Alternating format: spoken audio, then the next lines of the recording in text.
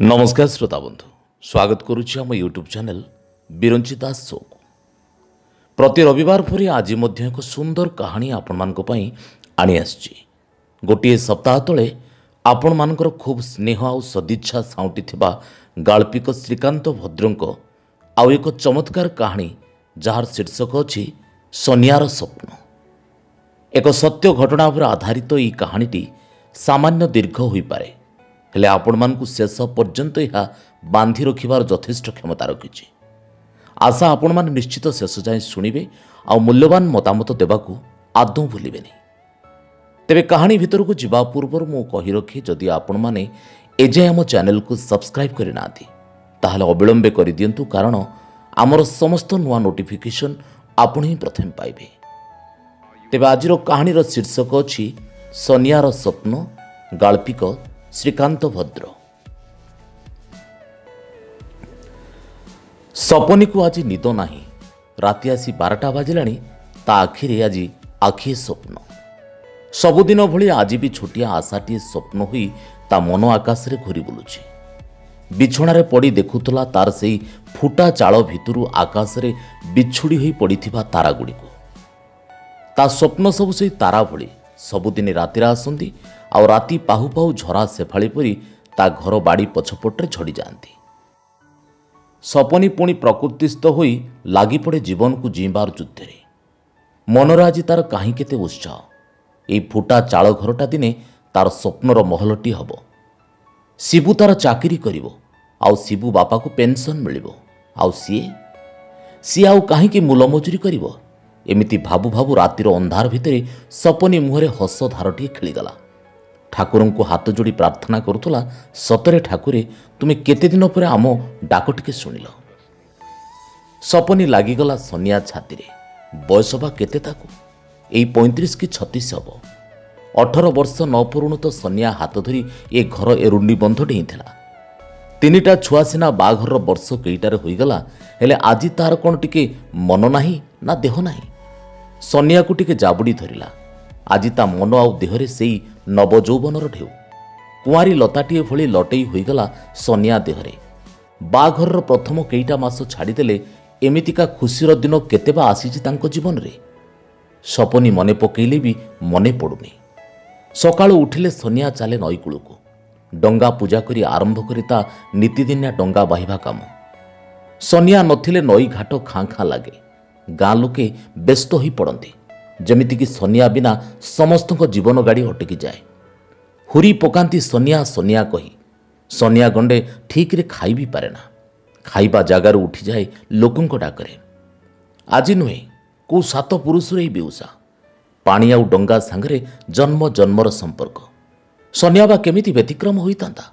आउ सपनी बा हबार केईटा वर्ष जाइछि कि नाई, सपनी भी घरु गोड़ काढ़ी पर जमीरे काम कला। नकले बा कौन करिवो? केमिति 6-7 प्राणीर पेट पोषिब? बेल बुड़िले सपनी घर को फेरे। सपनी थकी जाइथाए। घर काम सांगरे मूल मजूरी काम। देह आउ मनरे कौन बा सराग थाए?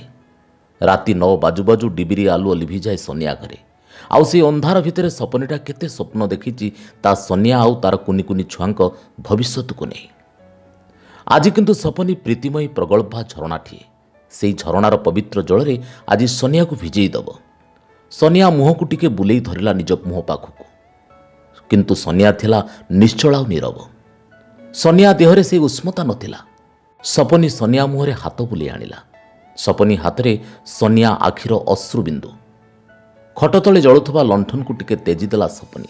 से मिंजी मिंजी आलो भितरे से देखुतला सोनिया आखिरी लुह। तुमे कांदुछ शिबू बापा, कौन हेछि तुमर?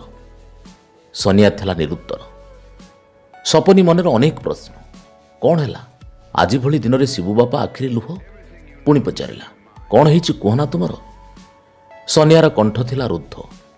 ना सपनी, आज कहीं बहुत डर लगुचिलो। लगुच मु केमिति गोटे अड़ुआ सूतारे गुड़े हो जाउछि। डंगा और पानी सांगरे एते वर्ष रे संपर्क को छाड़ी मु मो परिवार को बंचई रखी पारिबि तो? कौन पाई तुमे डरुच शिबू बापा? आज आम गाँ नई उपरे पोल तैयारी हेब। कौ जुगरु अभिशप्ता अहल्या परी पड़ी रही तुम गाँटा गोटे पुनर्जन्म पाइब। ମୁଁ ସିନା ପାଠ ଦି ଅକ୍ଷର ପଢ଼ିନି, ରାମାୟଣ ମହାଭାରତ କ'ଣ ମୁଁ ଶୁଣିନି ନା ଜାଣିନି। ସନିଆ ଆଖିରୁ ଲୁହ ପୋଛି ଦେଇ କହୁଥିଲା, ଗାଁ ଲୋକେ ତ ଆଜି କେତେ ଖୁସି। ଦେଖିଲ ନାହିଁ ଛୁଆଠାରୁ ବୁଢ଼ା ପର୍ଯ୍ୟନ୍ତ କେମିତି ସେ ମନ୍ତ୍ରୀ ସାହେବକୁ ଘେରି କେତେ କ'ଣ ପଚାରି ଯାଉଥିଲେ। ପୋଲ କାମ କେବେ ଆରମ୍ଭ ହେବ, କେବେ ସରିବ, ଆଉ କେତେ କ'ଣ। ତମେ କ'ଣ ଖୁସି ନୁହଁ ଶିବୁ ବାପା? ମନ୍ତ୍ରୀ ପରା କହୁଥିଲେ ଆମ ଗାଁଟା ସହର ଭଳି ହୋଇଯିବ, କେତେ ଦୋକାନ ବଜାର ବସିବ, ଗାଁ ରାସ୍ତାରେ ବିଜୁଳି ବତି ଜଳିବ। ହଁ, ତମେ ତ ନଥିଲ ଆଜି। ମନ୍ତ୍ରୀ ବାବୁ ମୋତେ ତାଙ୍କ ପାଖକୁ ଡାକିଲେ, କହିଲେ ପୋଲ ମୁଣ୍ଡରେ ଆମ ଘରଟା ପଳେଇବ। ଘର ଆଉ ଜାଗା ପାଇଁ ସରକାର ପଇସା ଦେବେ, ଆଉ ସରକାରଙ୍କ ପକ୍କା ଘର ଯୋଜନାରେ ଆମକୁ ଗୋଟେ ଘର ମିଳିବ। ତଥାପି ସନିଆ ଚୁପ୍ ଥିଲା। ସନିଆ ମୁହଁରେ ଅନେକ ନୀରବ ପ୍ରଶ୍ନ, ଆଖି ଏବେ ବି ଅଶ୍ରୁପୂର୍ଣ୍ଣ। ଭାବୁଥିଲା ସାତ ପୁରୁଷର ଭିଟାମାଟିକୁ ଛାଡ଼ିବାଟା ଯେ କେତେ କଷ୍ଟ ସପନି କ'ଣ ବୁଝିପାରିବ। ନିଜ ଜନ୍ମ ମାଟିର ସମ୍ପର୍କ ରକ୍ତ ସମ୍ପର୍କଠାରୁ ଆହୁରି ନିବିଡ଼। ଏଇ ଘର ଅଗଣାରେ କେତେ ଖେଳିଛି, ପଡ଼ିଛି, ଉଠିଛି। ଏଇଠି ତ ମୋ ସାତ ସାନ୍ତଙ୍କ ଆତ୍ମା ଘୁରି ବୁଲୁଛି। ମନେ ମନେ କହୁଥିଲା ଦରକାର ନାହିଁ ମୋର ସେ ପକ୍କା ଘର। ସପନି କହୁଥିଲା, ଆଉ ଜାଣିଛ ଶିବୁ ବାପା, ସବୁଠୁ ବଡ଼ କଥା ହେଉଛି ଆମ ଶିବୁକୁ 18 ବର୍ଷ ହୋଇଗଲେ ସରକାର ତାକୁ ଚାକିରି ଦେବେ, ଆଉ ତୁମକୁ ମାସକୁ ମାସ ପେନ୍ସନ୍ ବି ମିଳିବ।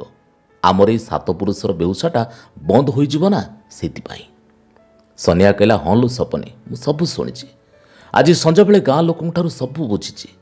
ତୁ କ'ଣ ଭାବୁଛୁ ମୁଁ ଖୁସି ନୁହେଁ? ଆମ ଗାଁର ବର୍ଷ ବର୍ଷର ଦୁଃଖ ଯନ୍ତ୍ରଣାର ଅନ୍ତ ହେବ। ଗାଁ ଲୋକମାନେ ଆଉ ନଦୀ ପାର ହେବା ପାଇଁ ମୋ ଡଙ୍ଗା ଖଣ୍ଡକୁ ଅପେକ୍ଷା କରିବେନି। ଦେହ ପା ଭଲ ମନ୍ଦରେ ପାଖ ବଜାରକୁ ଯିବା ପାଇଁ ଆଉ ଅସୁବିଧା ହେବନି। ହେଲେ ଚିନ୍ତା ଖାଲି ମୋ ଜୀବିକା ପାଇଁ। ଦିନକୁ ଯେଉଁ 100-200 ଟଙ୍କା ରୋଜଗାର ହେଉଥିଲା, ଆଉ କିଏ ମୋତେ ଦେବ? ସନିଆ ସନିଆ କହି କିଏ ଆଉ ମୋତେ ଖୋଜିବ ନା ଲୋଡ଼ିବ? ସରକାରଙ୍କ ଉପରେ କି ଭରସା ଅଛି? ତା ଛଡ଼ା ଏଇ ସାତ ପୁରୁଷର ଘର ଡିହକୁ କେମିତି ଛାଡ଼ି ଚାଲିଯିବି? ତୁମେ କାହିଁକି ଚିନ୍ତା କରୁଛ ଶିବୁ ବାପା?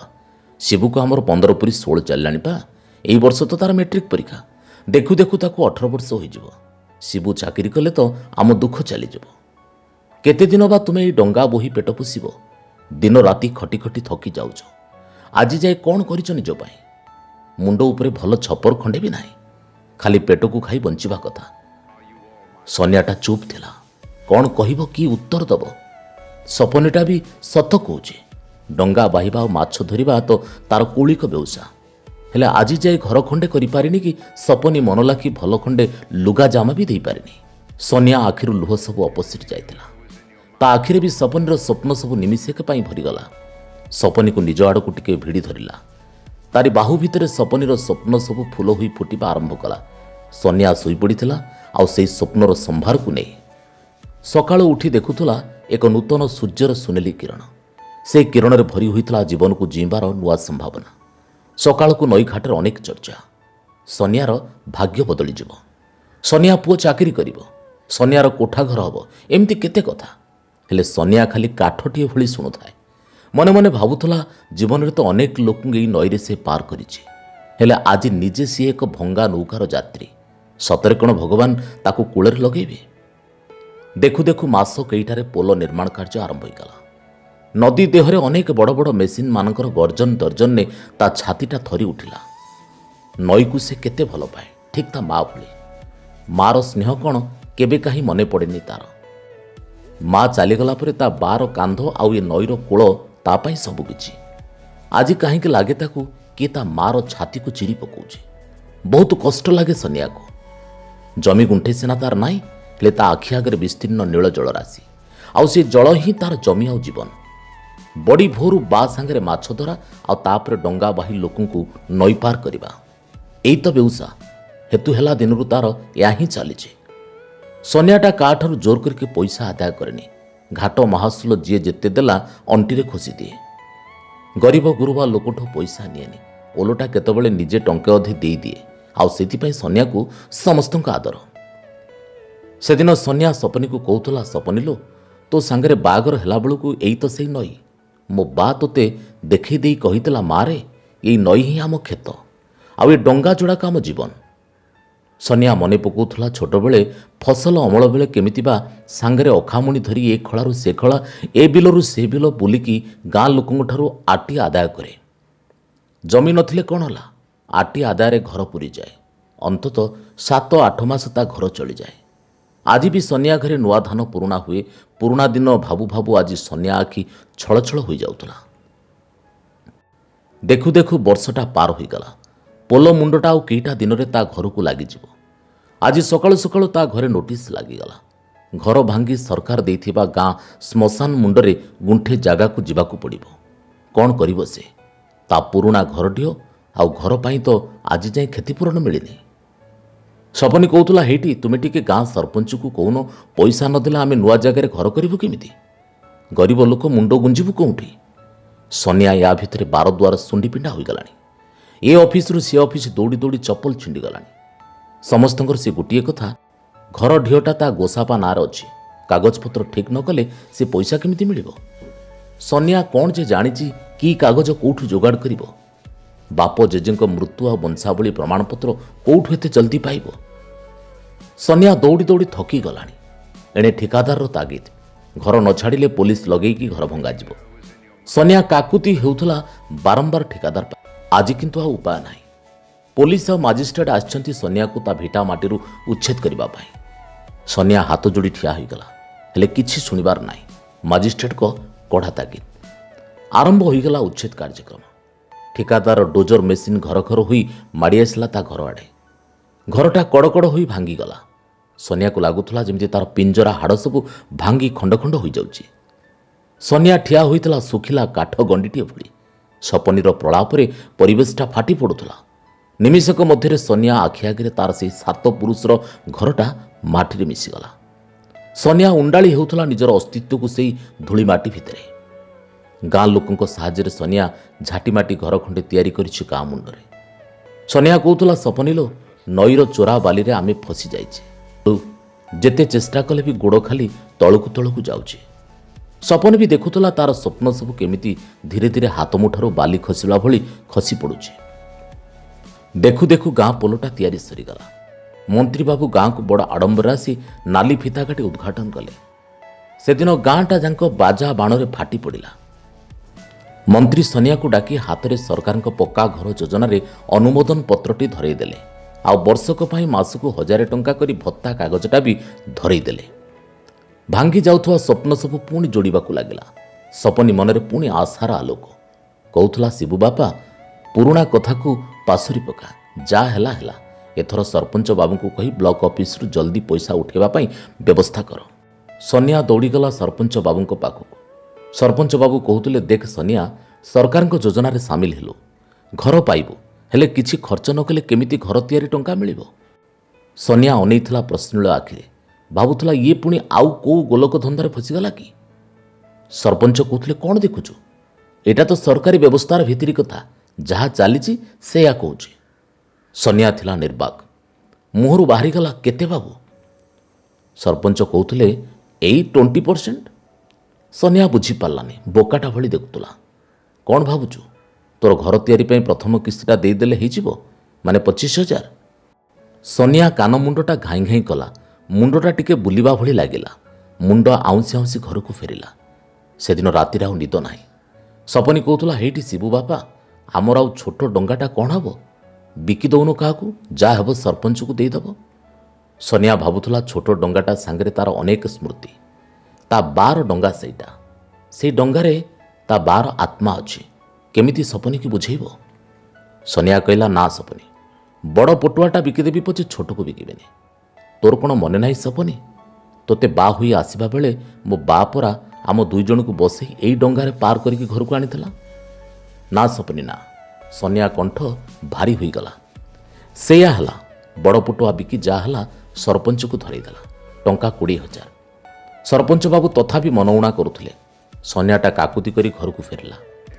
ଏହା ଭିତରେ ସମୟ ବି ବଦଳିଗଲାଣି। ଗାଁ ପୋଲ ମୁଣ୍ଡଟା ଧୀରେ ଧୀରେ ସହର ପାଲଟିବାରେ ଲାଗିଗଲାଣି। କେତେ ଭଳିକି ଭଳି ଦୋକାନ ବଜାର ବସିଲାଣି। ଗାଁ ରାସ୍ତାରେ ବତୀଖୁଣ୍ଟରେ ଜହ୍ନ ଆଲୁଅ ଭଳି ବିଜୁଳି ଆଲୁଅ। ରାତି ଦିନ ଆଉ ଜଣାପଡ଼ୁନି। ରାତି 11 ଯାଏଁ ଗାଁ ଟୋକା ପିଲାଙ୍କର ପୋଲ ମୁଣ୍ଡରେ ଗହଳି। ସପନୀ ସେଦିନ ଶୋଇବା ବେଳେ ସନିଆ କାନରେ ଚୁପ୍ ଚୁପ୍ କରି କ'ଣ କହୁଥିଲା, ଏଥର ସରକାର ଗାଁ ପୋଲ ମୁଣ୍ଡରେ ଗୋଟେ ଦେଶୀ ମଦ ଦୋକାନ କାଳେ ଖୋଲୁଛନ୍ତି। ଭାରି ଡର ଲାଗୁଛି ଶିବୁ ବାପା। ଶିବୁଟାକୁ 18 ପୁରି 19 ଚାଲିଲାଣି। ସରପଞ୍ଚକୁ କହି ତା ଚାକିରିଟା କଥା ଟିକେ ବୁଝନ୍ତନି, ନହେଲେ ପିଲାଟା ବିଗିଡ଼ିଯିବ ଯେ। सोनिया भावुला आउ कौन संबल अच्छी ता पाखरे जे जहाको बिकी भांगी नेता ऑफिसर को दे शिबुर चाकरी करेब। सपनी को केमिति बुझेब। मरुभूमिर मरीचिका पछरे धाई धाई हताश हेबा व्यतीत आउ किछि लाभ नाही। तथापि मन टाण कला सोनिया। सपनीर आशा भरोसा को से कहीं एते सहजरे मारिदेव। चलिला नेता मंत्री कलेक्टर पाखु। से तो बासहरा एई सरकार पाई आज जाए ता हक पाई एकुटिया लड़ुचे। शिबुटा चाकरी पाईगले मनर सबु कष्ट दूर हो। छाती को पत्थर कर चली दिन को दिन।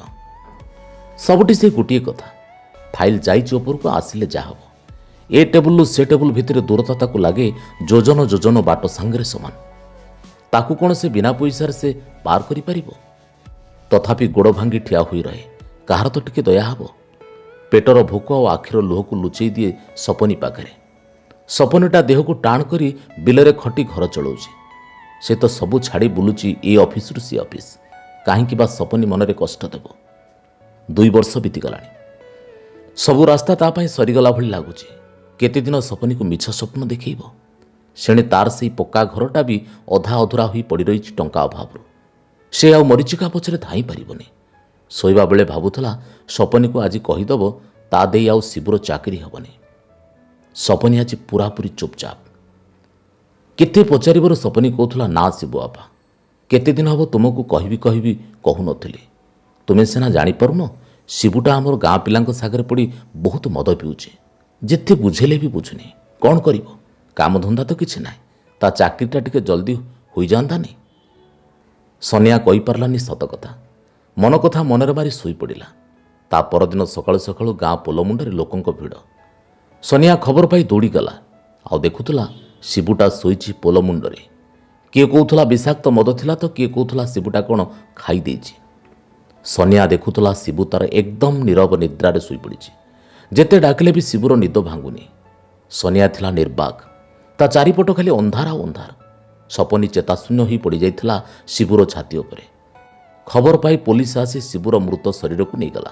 पोस्टमार्टम करी आनी सोनिया को देदेला संस्कार करबा पाए। मंत्री आसीथिले समवेदना जणेबा पाए।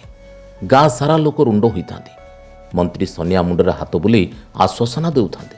हेले सोनिया थिला एकदम नीरव। ता आखि थिला पूरा शुष्क। मंत्री कहउतले ने सोनिया ने। मंत्री कहउतले ने सोनिया ने ई रख ए 10,000 टंका तो पुओ पाई खर्च करिवो। सोनिया मुह बुलेई देला। नई पड़ी शिबुर निर्जीव देहटा को कांधरे पकेला। मंत्री डाकुले सोनिया सोनिया टिके शुण। किंतु सोनिया चलुला एक मुआ हुई श्मशान आड़े ता सपनीर सबु स्वप्न को समाधि देवाकू सबुदिन पाई। श्रोता बंधु आपण मैंने शुणुले गाल्पिक श्रीकांत भद्रक द्वारा लिखित सोनियार स्वप्न। सत्य घटना पर आधारित यह कहानीटी जाजपुर जिलार एक नदीकूलिया गाँवर कहानी। मूर्ख सोनिया मनरे असुमारी स्वप्न भरीदे सरकार सोनियार घाट करी चलुवा स्थान में नुआ पोलटी निर्माण कले। सोनिया को नुआ घर पेंशन आ पुओ को 18 पर चाकरी दबार स्वप्न देखले। ये स्वप्न सोनिया आउ सपनी को अड़ुआ लगिले भी अविश्वास करिबार किछि रास्ता नथिला। आउ शेषे पोल निर्माण हैला। वर्ष वर्षर समस्या दूर हैला। हेले निरीह सोनियार दुख किंतु बढ़ीगला। घर खंडीए पाई पीसी देबाकू जाई बाप गोसाप अमलर डंगाटी को बिकिबाकू पड़िला। आउ पेंशन कथा छाड़ एकमात्र पुओ 18 हेले सरकारी चाकरी करी समान को दुख दूर करिवो। हेले दैवर निष्ठुर निष्पत्ति रे असमय से समस्त को छाड़ी चलीगला। सतरे कहानी आम समस्त को निश्चित भाव में भावुक कर देइथिबो। हेले ये मोटे कहानी नुहे। ये आम समयर निष्ठुर सत्य आउ अंगेलिबा घटनार एक वास्तव अवतारणा। तेबे श्रोताबंधु आज कहानीटी निश्चित आपण मानकु भल लागिथिबो। आ जदि भल लागिथै ताहले आपण माने आम चैनल को लाइक शेयर कमेंट आ सब्सक्राइब करिया को आदौ भूलिबे नहीं। मु पुणी आसीबे आसंता सप्ताह रे आ एक सुंदर कहानी नै। से जाय रोची नमस्कार।